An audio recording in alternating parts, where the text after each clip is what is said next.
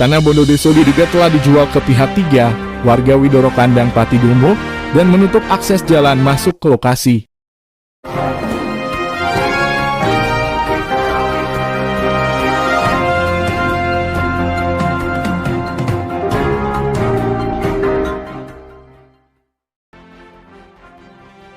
Diduga merasa telah dicurangi oleh pihak pejabat desanya. Sekelompok warga desa Widoro Kandang, Kecamatan Pati melakukan aksi unjuk rasa di lokasi tanah Bondodesa Widoro Kandang yang diduga telah dijual ke pihak ketiga untuk akses jalan masuk ke proyek pembangunan pabrik sepatu milik orang Korea. Aksi unjuk rasa itu dilakukan oleh warga desa Widoro Kandang pada Minggu 26 Maret 2023 dengan cara menutup akses jalan masuk ke lokasi proyek. Warga merasa jengkel karena mereka merasa telah dikhianati oleh pihak Kades dan Sekdesnya. Karena tanah Bondodeso itu diduga telah dijual secara sembunyi-sembunyi alias tidak transparan dan tidak melalui prosedur sebagaimana mestinya.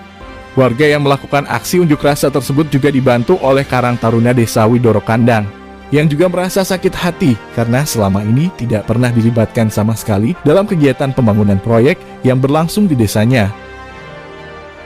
Para pengelola dan sekdes yang terlibat pada kegiatan proyek pembangunan pabrik itu justru melibatkan orang-orang luar desanya. Entah apa alasannya. Aksi unjuk rasa itu konon akan terus berlanjut karena diduga tidak mendapat respon dari pihak Kades dan Sekdes Widoro Kandang. Pada Selasa 4 April 2023, tim media merapat ke Balai Desa Widoro Kandang guna menemui Kades dan Sekdesnya untuk mendapat kejelasan tentang status tanah Bondodeso di Dukuh Cangkring sebelah barat SPBU Cangkring atau berhimpitan dengan Monumen Brimob, guna konfirmasi apakah betul sudah dijual ke pihak ketiga dan dijual dengan harga berapa serta uangnya masuk kemana. Belum lagi yang masalah tidak dilibatkannya Karang Taruna pada kegiatan proyek pembangunan pabrik tersebut. Namun tim media tidak berhasil menemui Kades dan Sekdesnya.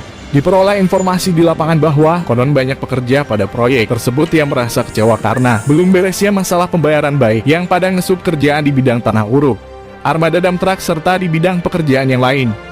Tim media juga mendapat informasi bahwa tanah uruk yang digunakan ternyata berasal dari galian C ilegal, alias tidak berizin baik yang berada di Kecamatan Tambakromo maupun yang berada di Kecamatan Gembong atau yang di Kecamatan Pucak Wangi, sehingga ini merupakan pelanggaran UU RI No 3 tahun 2020 pasal 158 dengan ancaman penjara paking selama 5 tahun dan denda paling banyak 100 miliar. Sedangkan terhadap pihak yang membeli tanah uruk dari tambang galian C ilegal dapat dikenakan pasal 480 KUH pidana dengan sanksi pidana penjara paling lama 4 tahun. Kades Widoro Kandang Sunarti sendiri ketika dikonfirmasi via aplikasi WhatsApp oleh salah seorang rekan media memilih diam, tanpa bisa memberi respon atau jawaban apapun. Kemudian handphonenya malah didiamkan saja dan ketika dihubungi kembali tidak diangkat. Kades sepertinya malah menyerahkan urusan itu kepada Sekdesnya Budi Utomo, yang pada awal-awal pembukaan lahan proyek memang terlihat lebih sering berada di lokasi.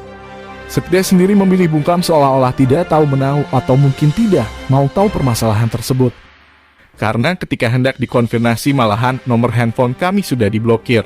Tim media yang melakukan penelusuran di lapangan mendapati informasi bahwa konon pembayaran tanah yang untuk lokasi berdirinya pabrik itu sendiri belum clear atau belum lunas sepenuhnya diterima oleh para pemilik tanah bahkan para mediatornya.